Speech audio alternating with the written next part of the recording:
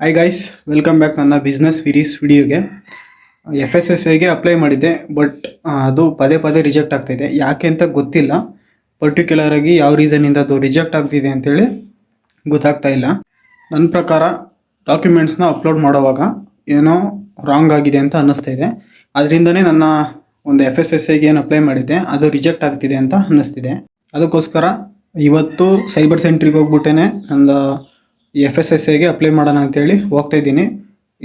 ನನ್ನ business late ಆಗ್ತಿರೋದಕ್ಕೆ ಇದೇ ಕಾರಣ. ಯಾಕೆಂದರೆ ಎಲ್ಲ ಡಾಕ್ಯುಮೆಂಟ್ಸ್ನು ಪ್ರಾಪರಾಗಿ ರೆಡಿ ಮಾಡಿಕೊಂಡು ಲೀಗಲಾಗಿ ನನ್ನ ಬಿಸ್ನೆಸ್ನ ಸ್ಟಾರ್ಟ್ ಮಾಡೋಣ ಅಂತ ಹೇಳ್ಬಿಟ್ಟು ಸ್ವಲ್ಪ ಲೇಟ್ ಮಾಡ್ತಾಯಿದ್ದೀನಿ.